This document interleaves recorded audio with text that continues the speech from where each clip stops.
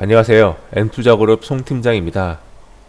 오늘 장전 주요 이슈로 제목으로는 파월 발언에 안도한 시장 하지만 이라는 제목으로 시작하겠습니다. 우선 몇 가지 지표를 보겠습니다. 미국 국채 금리가 어마어마한 변동성을 보였죠. 어제는 하락했는데 오늘은 10% 이상 상승하였고요. 장단기 금리차는 특히 특별한 변화가 없었고요. 소매 가격이 급등하였습니다. 그리고 타격과 공포지수에서 여전히 공포 구간에 머물러 있습니다. 미국 증시는 안정적으로 1% 이상 반등을 하였고요. WTI 유가가 지금 여기 네이버 지표에 나온 것은 103달러 나오지만 현재 4월 선물 가격은 111달러를 기록하고 있습니다.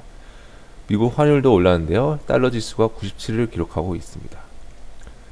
영국, 프랑스, 독일 등 유럽 증시는 상승으로 마감하였습니다. 그래서 이제 어제 제가 파월 의장의 연설을 주목해야 된다고 말씀을 드렸는데요. 일단 파월 연준 의장은 시장의 예측대로 행동을 하였습니다. 그는 전쟁이라는 변수 및 공급망이 완화될 것이라는 견지를 밝히면서 올해 인플레이션이 하락할 것이라는 논리로 3월 FOMC에서 0.25% 인상할 것을 밝혔습니다. 전쟁이 게임 체인저라고도 언급했죠. 전쟁이 어떻게 진행되느냐에 따라서 시장의 정책이 연준의 정책이 달라질 수 있다라고 밝혔는데요. 인플레이션 상승 요리한 건 결국 전월 대비 몇 퍼센트 상승했냐라는 것으로 영향을 끼치기 때문에 아무래도 이 상승폭이 완화될 것이라는 것으로 예측하고 있는 상황입니다. 연준과 시장은 인플레이션의 피크아웃, 즉 고점 가능성을 내비치는 듯합니다. 여기서 개인적으로 주목할 발언이 인플레이션의 연준 정책 탓이 아니냐라는 발언이었는데요.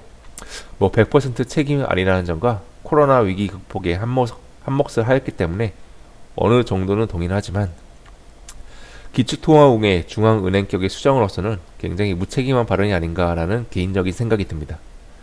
코로나, 공급망, 임금 상승, 미중 갈등, 그리고 전쟁까지 여러가지 핑계대고 빠져나갈 구멍이 참 많은 듯한데요. 파월은 하나 이상의 준비금, 리저브 커런시를 보유 가능하다는 발언을 함으로써 금 이외에 다른 것을 달러 패권을 이해 편입시킬 것을 시사를 하였는데요. 그것이 비트코인일지 혹은 다른 것일지는 장기적으로 생각해 볼 필요가 있겠습니다. 그래서 그동안 전쟁에 대한 안전자산을 부각받아 하락하던 미 국채 금리가 장단기 가릴 것 없이 10% 이상 상승하였습니다. 10년물 11% 상승하였고요. 즉 채권을 내던진 거죠. 파월 발언 때문에. 야, 다시 파월이 금리를 별로 인상시키지 않을 것 같다. 굉장히 채권 시장에서는 파월의 발언을 굉장히 좀 무책임하다고 본 것입니다. 주식시장의 운영자들과 채권 시장의 운영자들을 다는데 어제 채권 시장에서는 악몽 같은 하루였던 것이죠.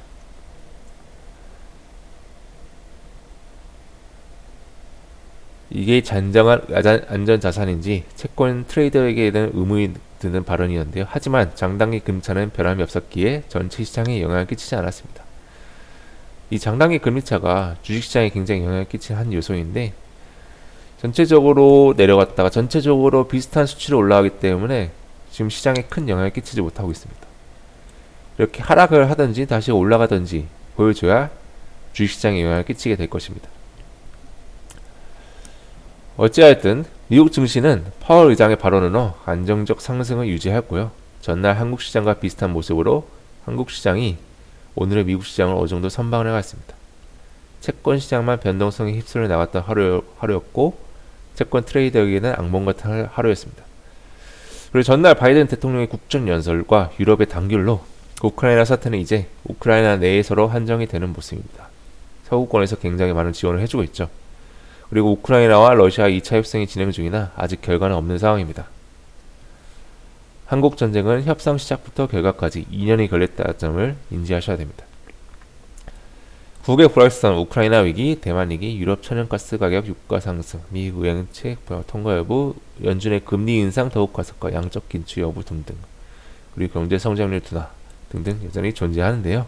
우크라이나 위기는 이제 안정화된다고 보기는 어렵지만 일단은 불확실성 해소라는 것으로 받아들여야 될 거고요.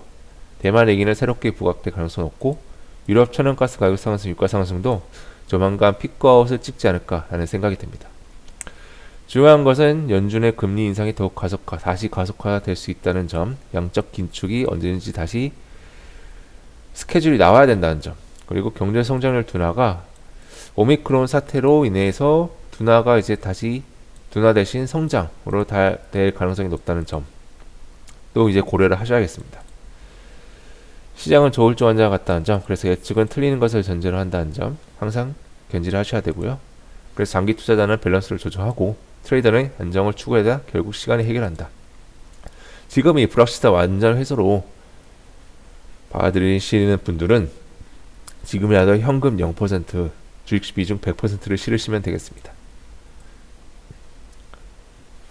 뉴스 플로우를 좀 확인해 보겠습니다. 파월은 3월에 기준금리 0.25%를 지지한다고 하였고요. 우크라이나 사태는 게임 체인저라고 발언하고 뉴욕 증시는 이 발언에 상승하였습니다.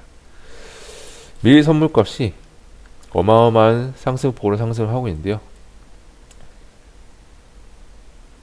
밀 가격이 어마어마한 상승폭으로 상승하고 있죠. 우크라이나가 세계 4위의 곡창지대인데 현재 전쟁으로 인해서 이제는 파종을 못하고 있고 그만큼 생산량이 악화될 것이라는 점과 우크라이나 흑해 해협의 봉쇄로 인해서 수출을 못한다는 점도 굉장히 큰 변수가 되고 있습니다. 또한 유가 상승으로 대한항공이 올해 연료비가 2조가 넘는다는 뉴스, 그리고 철광석 비용도 42% 치솟고 있다고 합니다. 우크라이나가 전체 철광석 생산량의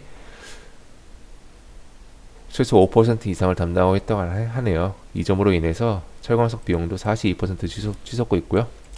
이로 인해서 러시아와 EU의 신재생 시간표가 당겨지고 있습니다. 한국의 태양광 풍력들도 기대되고 있고 최근 며칠간 상승하고 있죠. 에너지 가격 상승하고 있고요.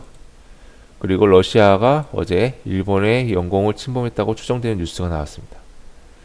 그리고 연준에서는 공급망이 완화되고 있다라고 언급을 하고 있는데 이거는 일정 부분은 나타나고 있지만 아직까지 컨테이너 처리량이 늘어도 항만 적체가 심각하다는 뉴스도 계속해서 나오고 있어서 공급망 완화의 완전한 해결은 굉장히 많은 시간이 걸릴 것으로 예상이 되고 있습니다.